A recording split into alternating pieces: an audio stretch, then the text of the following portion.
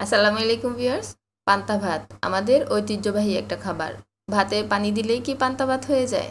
আধুনিক কালে অনেকেই জানেন না পান্তা ভাত বানানোর সঠিক নিয়ম। আজ আমি আপনাদেরকে দেখাবো কিভাবে তৈরি করবেন পারফেক্ট পান্তা ভাত।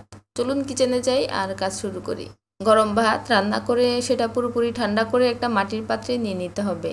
এখন এই পাত্রে পরিষ্কার খাবার পানি দিয়ে দিতে হবে। পানি এমন পরিমাণে দিতে হবে যাতে ভাতগুলো ঢেকে যায়। এখন হাঁড়ির ঢাকনা দিয়ে এটা ৮ থেকে ১২ ঘন্টা রেখে দিতে হবে। এতে ভাতে প্রাকৃতিকভাবে ফার্মেন্টেশন হয়, যা হজমের জন্য ভালো। আলুর ভর্তা ছাড়া পান্তা ভাত তো কল্পনাই করা যায় না। এখানে আমি কিছু সিদ্ধ আলু নিয়েছি। এই আলুগুলোকে গরম থাকা অবস্থায় ম্যাশ করে নিতে হবে। ঠান্ডা হওয়ার পর আলুগুলো ম্যাশ করতে একটু কষ্ট হতে পারে। প্রথমে আলুগুলো চামড়া ছুলে নিব, এরপর একটা পটেটো ম্যাশার দিয়ে খুব ভালো মতো ম্যাশ করে নিব। হাত দিয়ে আরেকবার ভালো করে ম্যাশ করে নিব যাতে বড় কোনো আলুর টুকরো না থাকে। চুলায় একটা ফ্রাই প্যান বসিয়ে সামান্য কিছু সয়াবিন তেল দিয়ে দিলাম। তেলটা গরম হওয়ার পর ৬-৭টা শুকনো মরিচ দিয়ে দিচ্ছি। মরিচগুলো আমি টেলে নিব। ২ মিনিট তেলের মধ্যে নেড়েচেড়ে টেলে নেওয়ার পর মরিচগুলো আমি উঠিয়ে প্লেটে নিয়ে নিব।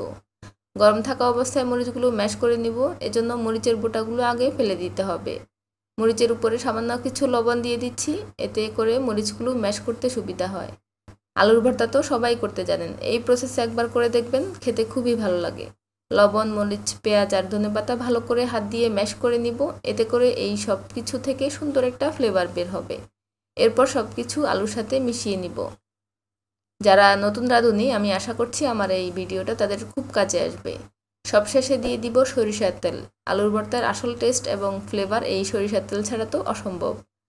আপনি কাঁচামরিচ দিয়ে আলুর ভর্তা করতে পারেন, কিন্তু শুকনো মরিচ দিয়ে আলুর ভর্তা করলে যে একটা গ্রান বের হয়, এটা আপনি কাঁচামরিচ দিয়ে পাবেন না। এখানে আমি একটা বেগুন গোল করে কেটে নিয়েছি। এখন এর মধ্যে হলুদ, মরিচ আর লবণ মেখে নিব খুব ভালো করে।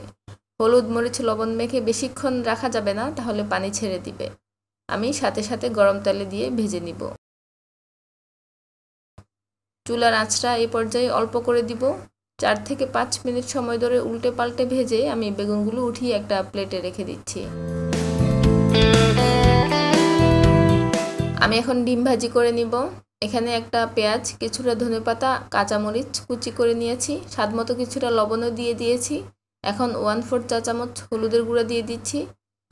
সব কিছু ভালো করে হাত দিয়ে চটকিয়ে নিব। এর মধ্যে একটা ডিম ভেঙে দিয়ে দিচ্ছি। খুব ভালো মতো কাঁটা চামচ দিয়ে ফেটিয়ে নিব সব কিছু। এরপর গরম তেলে দিয়ে ভেজে নিব। চারদিকে স্প্যাচুলা দিয়ে ইভেনলি স্প্রেড করে দিব। এক পাশ খুব ভালো মতো হয়ে গেলে আরেক পাশ উল্টে দিব। উল্টে পাল্টে আমি ডিমটা ভেজে নিয়েছি, এখন প্লেটে রেখে দিব। সাথে বেগুন ভাজিটাও রেখে দিচ্ছি।